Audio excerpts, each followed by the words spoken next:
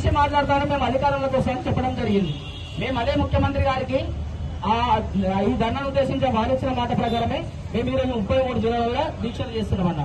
మేము ఏమంటున్నామంటే ఎవరైతే హామీ ఇచ్చారో ఈ రోజు వారే ముఖ్యమంత్రి గారు. ఇంతకు ముందు కూడా చాలా సార్లు రిప్రజెంటేషన్ ఇచ్చినాం, కలిసాం, వారికి కూడా కలిసినాం. అయినప్పటికీ వారు హామీని నెరవేర్చకపోతే ఇందిరా పార్క్ దగ్గర 33 జిల్లాలలో అందరం వెళ్లి అక్కడ ధర్నా చేయడం జరిగింది. కూడా వెళ్ళడం జరుగుతుంది సార్. సీట్స్ లో దాంట్లో క్వాలిఫై ఎగ్జామ్స్ మేమందరూ కూడా ఇందులో అందరూ MA-BA చేసిన వాళ్ళను టెస్ట్ క్వాలిఫై వాళ్ళు ఉన్నాం సార్. అందరూ గవర్నమెంట్ అనేది ఇప్పుడు స్కీమ్ అనేది మాట్లాడతారు 60-40% ఉంటుంది. మమ్మల్ని దాంట్లో ఏంటి గవర్నమెంట్ అన్న ఇప్పుడు ఏదైనా సెంట్రల్ దాంట్లోనే విలీనం చేయండి, లేదా స్టేట్ దాంట్లోనే విలీనం చేయండి సార్. కూడా ఇప్పుడు ఇది స్కీమ్ అంటే స్కీమ్ అంటే స్కూల్స్ అన్ని చాలా కష్టపడి ఇది తీసేయాలి కదా సార్. Thank you sir. మీ యొక్క సమయాన్ని కేటాయించి ఎంత ముఖ్యమైన సమాచారం అయితే జెన్యున్ గా ఇన్సూరెన్స్ కావాలని కోరిందో ఖచ్చితంగా మీకు అది కావాలి. మరి అదే రకంగా ఎవరైనా చనిపోతే ఏ అధికారి కూడా అధికారికంగా వచ్చి మరి పరామర్శించి అందుకైనా బెనిఫిట్ కూడా ఏమీ ఇవ్వటం లేదు. మరి ఈరోజు మీకు రెగ్యులైజ్ చేస్తామన్నారు, ఖచ్చితంగా అది చేయాల్సిందే. మరి ఆ సమస్యలన్నీ ఈరోజు మరి హరీశ్రావు గారు మేము జిల్లా తరఫు నుంచి జిల్లా ఎమ్మెల్యేలను రాష్ట్ర స్థాయి మొత్తం మీకు అండగా ఉంటుందని చెప్పి ఈ సందర్భంగా తెలియజేస్తూ మరి మీకున్న ఇందాక చెప్పినటువంటి అన్ని కూడా సమస్యలు మేము కూడా మరి దృష్టికి తీసుకెళ్తాం. ఏదైనా అబద్ధాలు చెప్పి ఇంకా ఎన్నో రోజులు తప్పించుకొని తిరిగే పరిస్థితులు లేడు. మరి ఆయన ఈరోజు ఎన్ని అబద్ధాలు అయితే ఆడిందో దానికి మూల్యం కూడా ఖచ్చితంగా చెల్లించాల్సి వస్తుంది. ఈరోజు రైతులకి, మహిళలకి అందరూ మోసం చేసింది. మోసం చేయని వాళ్ళు ఏమైనా మిగిలింది అంటే వాళ్ళు పుణ్యం చేసుకుంటే అందరినీ కూడా మోసం చేసి ఈరోజు అధికారానికి వచ్చి మండిపై చూపిస్తా ఉన్నారు. ఈరోజు ఏతులు ఎక్కువ పని తక్కువ అనే రకంగా ఏతులు మాట్లాడి అందరినీ కూడా మభ్య పెడతా ఉన్నాడు. ఖచ్చితంగా మీరందరూ కూడా మీ అభిప్రాయాలు ఏకాభిప్రాయం నుంచి మీరు కలిసి ఉండాలి. కలిసి ఉంటేనే నిలిచింటారు కాబట్టి విడిపోతే పడిపోతారు కాబట్టి ఎట్టి పరిస్థితుల్లో మేము మీకు అండగుంటామని తెలియజేస్తూ మీకున్న సమస్యల పరిష్కారానికి మీరు అవకాశం మీ చేతుల్లో ఉంది. ఖచ్చితంగా ఈ ప్రభుత్వానికి తగిన బుద్ధి చెప్తే అన్ని కూడా సమస్యలు మీ చేతుల్లో ఉంటాయి. మరి ఎమ్మెల్సీ ఎన్నికల్లో ఆ సత్తా చాటుకోవాల్సిందిగా మిమ్మల్ని కోరుతూ ఏదైనా అసెంబ్లీ సాక్షిగా ఖచ్చితంగా పోరాటం చేయటమే కాకుండా మీకు తోడై ఉంటాం, మీకు అండగా ఉంటాం. ఎవరైతే మీకు గతంలో మాట ఇచ్చిందో ఖచ్చితంగా వాళ్ళని నిలబడే ప్రయత్నం చేయండి. మేము మాత్రం ఎట్టి పరిస్థితుల్లో మేము తోడే ఉంటాం. ఎందుకంటే ఆ రోజు చెప్పింది కేసీఆర్ను గద్దెదించండి, మీ సమస్యను పరిష్కారం చేస్తామని. మరి ఈరోజు ఆయనే వచ్చింది. మధ్యలో ఎప్పుడు కూడా మీరు ఇబ్బంది పెట్టలేదు. 1 సంవత్సరం కాలం టైం ఇచ్చింది. మరి సంవత్సర కాలంలో ఆయన చేసింది ఏమిటి అనేది కూడా మీరు ఒకసారి ఆలోచన చేయండి. మరి విజయోత్సవాలు చేసింది, ఏమంత ఘనకార్యం చేసిందో మరి మాకు కూడా అర్థం కాలేదు, మీకు తెలవాలి. మరి ఏం విజయోత్సవాలు ఆ దేవుడు తెలుసు.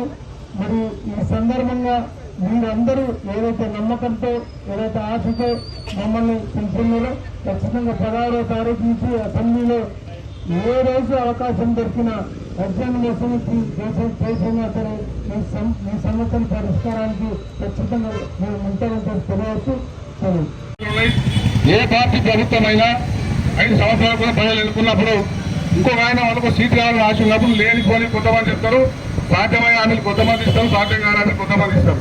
మన రాష్ట్రంలో చూస్తున్నాం. మీ అందరూ కూడా సమగ్ర శిక్షా అభియాన్లే కాకుండా కుటుంబం పోషిస్తా ఉన్నారు. మీరు మరి ఏదైతే సంక్షేమ పథకాలు గత ప్రభుత్వం అమలు చేసిందో మరి అవి ఎంతకంటే ఏం చేస్తామని చెప్పిందో ఈ ప్రభుత్వం అధికారంలోకి వచ్చింది.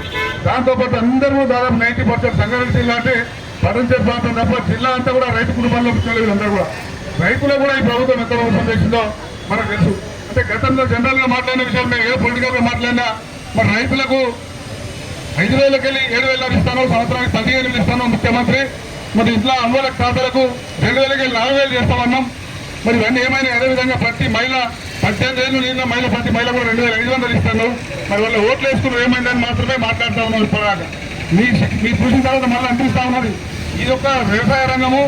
మరి వృద్ధులకు వాళ్ళకే కాదు, రేవంత్ రెడ్డి అనే ముఖ్యమంత్రి ప్రతి ఒక్కరు కూడా మోసం చేసిండు. ఎందుకంటే ఇంతమంది మీరు 750 మంది దాదాపు జిల్లాల్లోనంటే మీరు 7,000 కాదు 70,000 ఓట్లను కూడా మరింత శక్తి మీ దగ్గర ఉన్నది. మరి కాబట్టి మీ అందరి ఓట్లు కూడా ఆ రోజు మళ్ళీ మాటలు చెప్పి మీరు రాసిన విధంగా పిసిసి అధ్యక్షుడి హోదాలో అబద్దాల ముఖ్యమంత్రి రేవంత్ రెడ్డిలో ఆ రోజంటే పిసిసి ప్రెసిడెంట్ గా ఉండే ఎన్ని అబద్దాలను నడిచి ముఖ్యమంత్రి అయ్యిండు. నిన్ననే వారోత్సవాలు చేసిరు. మరి వారోత్సవాలు ఎందుకు చేసిరో అర్థం కాదు. 5 రోజుల నుంచి ఇంతమంది రోడ్డు మీద వస్తుంటే ఈ బెంగళూరు మీకు పోయేటటువంటి కాంగ్రెస్ వర్కింగ్ ప్రెసిడెంట్ ఇప్పుడే సోదరుడు చెప్పాడు టీఆర్ఎస్ పార్టీ ఏం చేస్తలేదు కదా, వచ్చేది మా ప్రభుత్వం, నేను వర్కింగ్ ప్రెసిడెంట్ ను నేను చేపిస్తానని చెప్పినటువంటి జగన్ గడవ అనుకుంటూ ఆయనకే తెలవాలి. జగన్ కూడా చెప్తా ఉన్నా మీకు వెళ్ళి సంగారెడ్డి జిల్లా ఇచ్చినావు, సంగారెడ్డి శాసనసభ్యులుగా 3 సార్లు గెలిచినావు. ఈసారి మీ భార్య కూడా అత్యంత పదవి ఇచ్చినారు. అవన్నీ మీ పదవి నీకు ఉద్యోగం వస్తుంది సరిపోదు. నువ్వు వచ్చి నీ ముఖ్యమంత్రిని ఒప్పిస్తావా మెప్పిస్తావా? పిసిసి కార్యాలయంలో కూర్చొని కాంగ్రెస్ పార్టీ నాయకుల మీద కాదు ముఖ్యమంత్రిని ఒప్పించి సంగారెడ్డి జిల్లాకు న్యాయం చేయాలని చెప్పి కూడా మేము జగ్గారెడ్డిని డిమాండ్ చేస్తా ఉన్నాం. దామోదర్ రాజనరసింహ జిల్లా మంత్రి, ఆయన కూడా చాలా ప్రెసిడెంట్ చూస్తా ఉన్నాం. నేను గతంలో మంత్రి ఉన్నప్పుడే మొత్తం విద్యాక్షేత్రాన్ని కూడా జిల్లాకు తీసుకొచ్చిన అంకోలు తెచ్చిన అని చెప్తా ఉన్నాడు.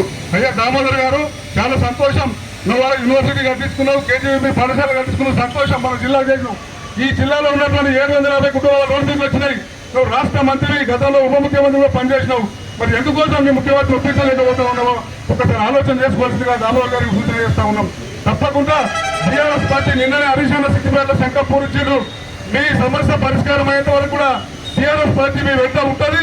16 రేపు జరిగే అసెంబ్లీలో మిమ్మల్ని నిలదీస్తామని చెప్పి కూడా నిన్ననే హరీష్ అన్న చెప్పిండు.